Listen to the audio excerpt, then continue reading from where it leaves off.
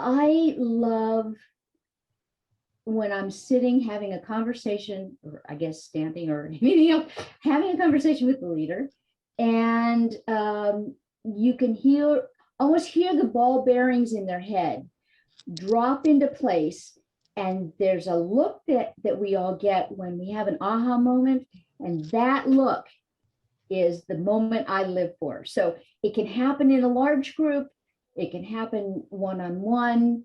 When you see organization, when people stay after a class in Zoom, for example, even in Zoom or in a regular class, and to ask questions, to want to go deeper, to do their own research, all of those things mean that you're supporting a mindset shift. Boy, don't say that 3 times fast. A shift in the mindset, and that's what it is. That's what it is. Because if you change the mindset of one leader, you're changing. You're probably improving the lives of everybody that reports to them. So it's, yeah, one person can be all it takes. My next guest brings her passion for human-centered design into her work with leaders and organizations. She's a skilled facilitator and speaker, as well as a coach and consultant to top leaders. Dr. Lucia Murphy's practice strives to deliver sustainable leadership by bringing her knowledge and inspiration from the intersection of science and art.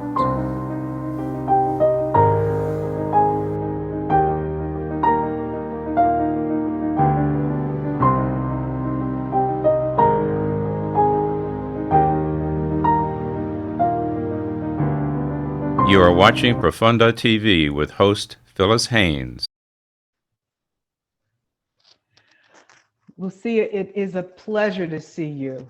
Really great to see you. You do some really interesting work. Thank you. And, I know you work with leaders. You have a special project that you do with leaders. I heard it's called shadowing. Can you talk about that a bit? Yes, I do. Sometimes when we're leading, we think we're doing one thing and we're actually doing something else.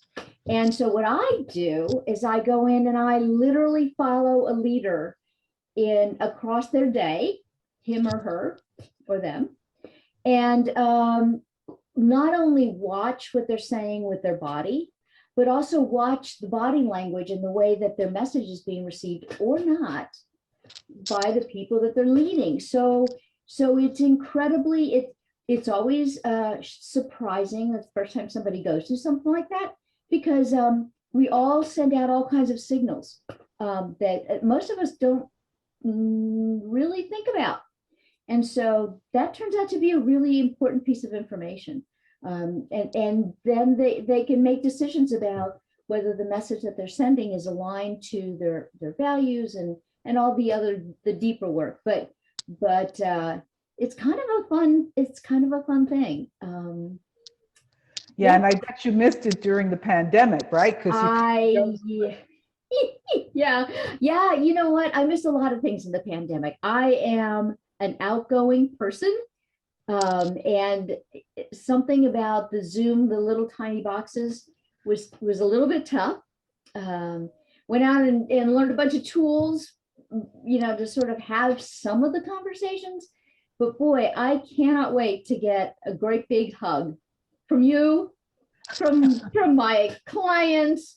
I am a very much that way outgoing and a touchy person. So yeah, that'll be nice. That'll be really nice. And to have a group of people in a room that's not the size of a warehouse, and with my face on a jumbotron, something about that's really disorienting. I got it. You want to be in touch with your clients. So I don't know. In preparing for this, you mentioned to me something very interesting, an observation that we share, that racial issues, diversity, and inclusion are really key. What's your thinking about that in terms of leaders? Well, I think what's happened, we have, as in leadership training, we have talked about biases and the way that biases make us make suboptimal decisions. That's not anything new. But what we're finding now is that now leaders are ready to look at their assumptions about the people that they work with, the people that they're inadvertently keeping out of the conversation, and the impact that that has on the profitability, the innovation of their companies. So it's a long overdue conversation, but it is exciting because it's for the first time we can call things what they are. We used to, candy coat stuff. Oh, it's assumptions, it's preconceived notions, and now we just say, yeah, that's a nice chunk of implicit bias there, my friend. So, Right. Well, now you also made another observation, and I just want to bring you to that. I also did, as you know, diversity and inclusion work, and you mentioned something that I remember, that often organizations had two departments way over separated from the leaders. Is that changing in your view? the good leaders are bringing them back together. So the work of bias and getting rid of bias used to be in the corner in the HR section of the company. And they were the ones that were in charge of, oh, somebody said something, or microaggressions, or inconsistent policy applications. But now it can no longer stay there. Leaders are recognizing their personal responsibility and to get that out of their own thinking, change their own mindset so that they don't have to wait for the HR person to come and wag a finger at them. We're moving from away from just compliance and embracing this notion that different perspectives, different people, different ideas in the same conversation will change the way we look at problems, and we will solve them differently.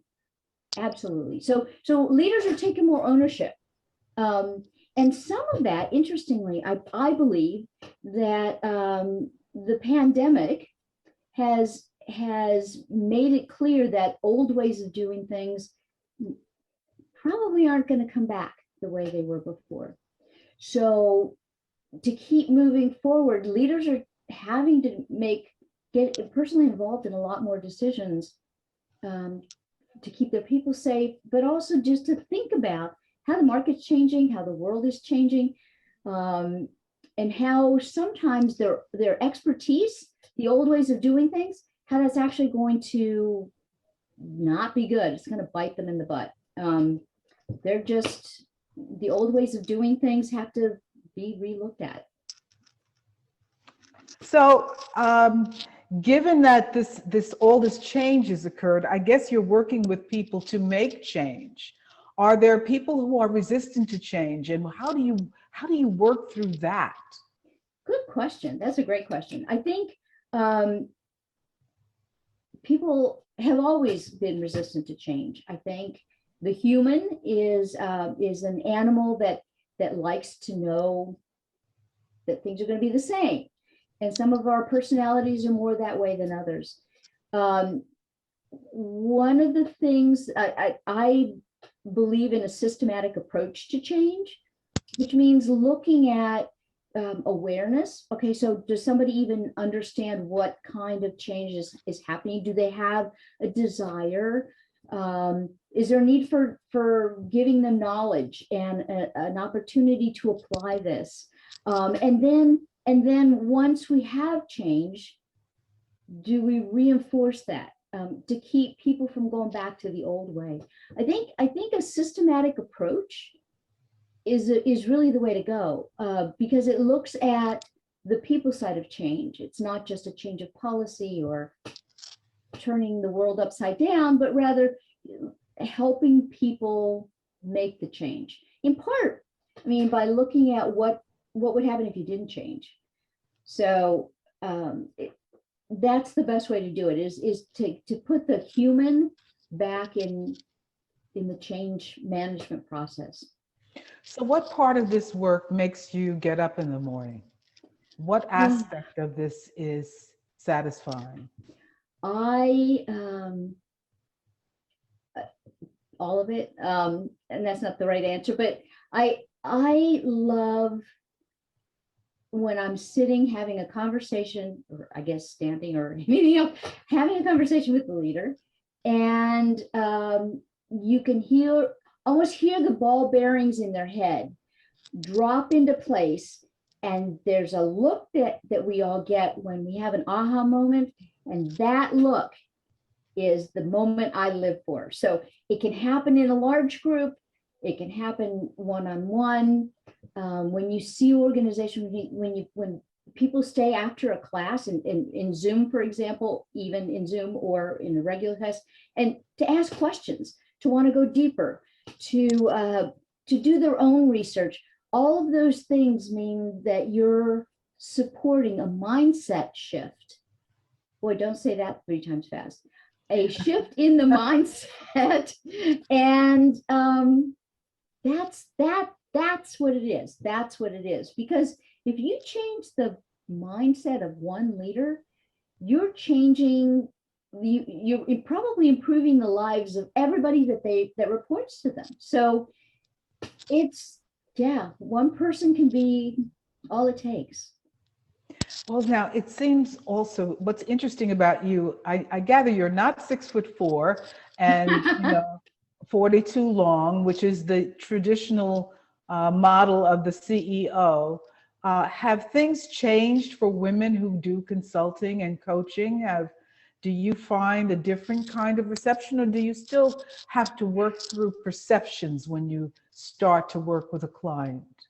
I feel I do sometimes still have to work through perceptions. I believe that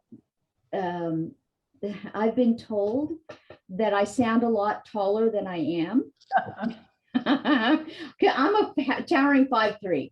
And so when I walk into the room, sometimes people are surprised. But I guess I honestly carry myself like I'm a 42 long, perhaps. And I have literally gone toe to toe with someone. I mean, like toe of the shoe against toe of the shoe. And to be able to stand there confidently and say, yeah, you need to take a step back. This is not about you as an individual. This is about what's best for your people. Take a step back, catch your breath. Let's all start over again. And that, it doesn't take many of those before your reputation gets out. Yeah. So and I do it with love. Doing it with love is very clear that comes from you. So you also work in areas of racial justice. I do. And I gather this is from the heart for you. Can you talk a little bit about that work?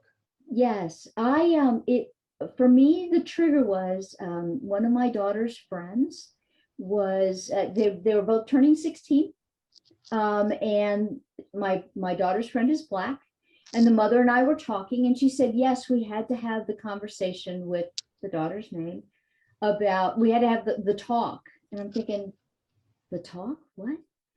And she said, yeah, we had to tell her how to act when she gets pulled over because she's Black. It was such a shock.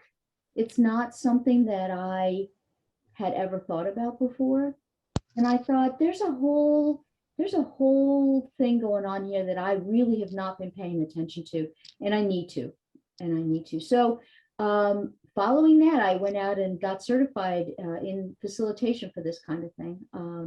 I do a lot of work around implicit bias and inclusion. Really, that's where a lot of people are starting. So I find it very satisfying when a leader changes her or his or their mind and starts doing things differently so that their people feel supported and can bring 100% of themselves to work. That's wonderful. That's satisfying for me. What are some of the obstacles, though, that you run into doing the facilitation? I have many friends, Black and white, who are feeling sometimes they get beat up in the conversation in the efforts to find equilibrium on the race issue. What happens for you, and what's your experience there? It yes, it is that. No one goes into this work thinking you're going to make friends out of everybody. And that's just one of the realities. Some of it is exhausting. We talked earlier about change. It's hard to realize that your thinking could be hurting somebody. And that's a difficult realization. People will resist it. It's hard. Those are hard conversations. They're important conversations. They're conversations we need to have. Again, if nothing else, because the assumptions that we make and the predispositions and the biases and all the things that keep us from seeing what actually is going on in front of us, keep us from making the best decisions we can. So I usually, I do persist. If I can get one mind to shift and then give, my tactic is, if I can get a room full of people and I get half a dozen people to shift, I hand them the marker and have them then support this, and slowly we normalize these conversations, and we start realizing that we have to have them. They're difficult, but they're not scary. We're all going to make mistakes. We have to start with the assumption of good intention, and then build from that. So what does the world look like? Let's just say, there was a genie listening to our conversation, and we could have a world that, really shifted in the right direction. What would it look like from your end? I know from my end, it would be certainly more conscientious police officers learning how to deal with the community. But in addition to that, what would the world look like? I think this is going to sound really basic, but we would be, again, speaking with each other, connecting with each other as a human to human. We've gotten away from that. We've gotten really good, and I call it label and dismiss. That's not it could be any label, but if I can put you in a category and just say, yeah, done with that, I don't have to talk to you anymore. I know all about you. And we're seeing, there's a lot of it. I think the perfect world would be one where we're worried about the environment. Today, we can't go on making decisions as if everything is going to last forever, because it's not.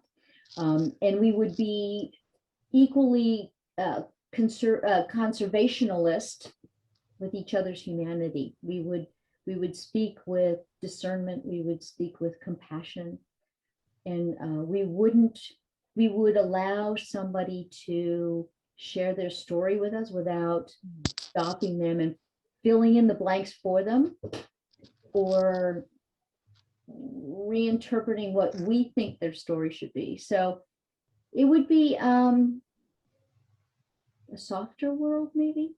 It would things would certainly be going faster, because we would not be making as many mistakes, I think.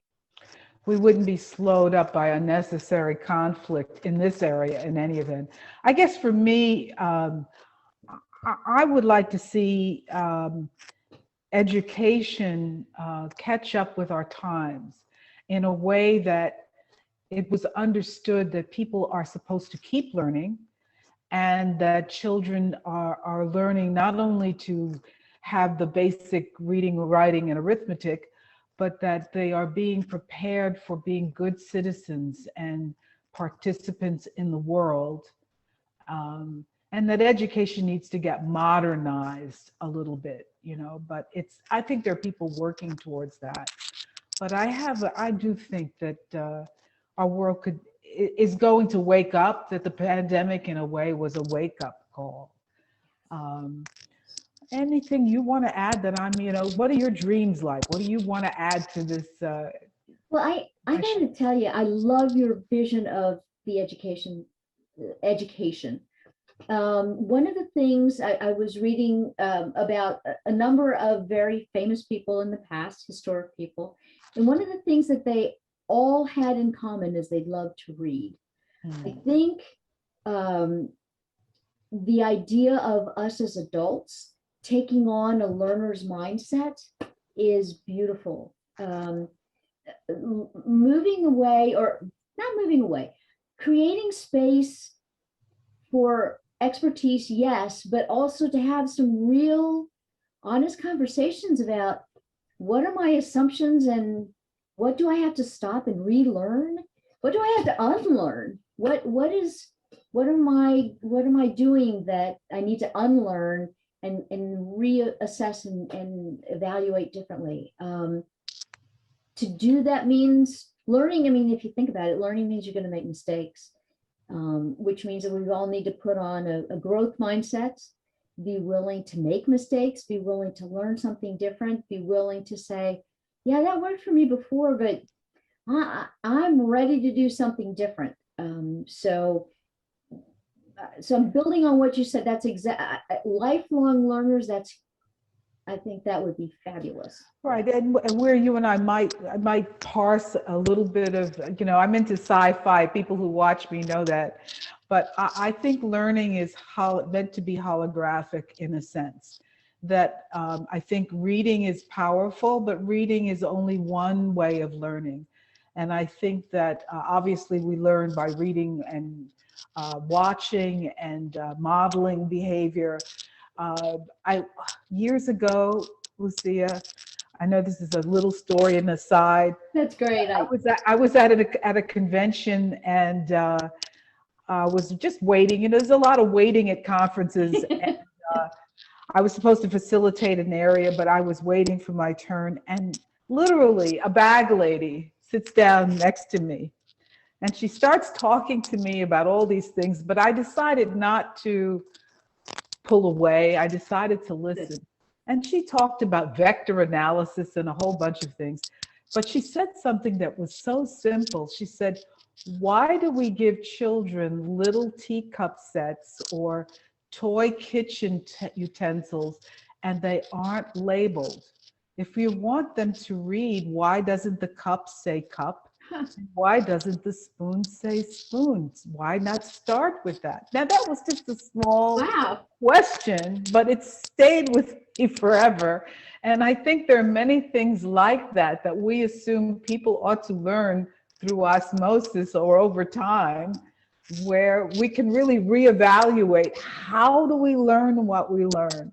Yeah. And I think ending racism can also be that. Our media, our interaction with customer service, our understanding of what the internet will be really used for will help us end the crisis that we're in with racial divides. Yes, and I think as we start emerging, as we emerge from 2020 and beyond, we have an incredible opportunity to really pay attention to the experiences that we're going through. I mean, our lives had been on hold for whatever period of time, and to just get totally present and actually live it. I think that is a learning thing. That's a dynamic thing. It's a leadership thing. It's a racial thing.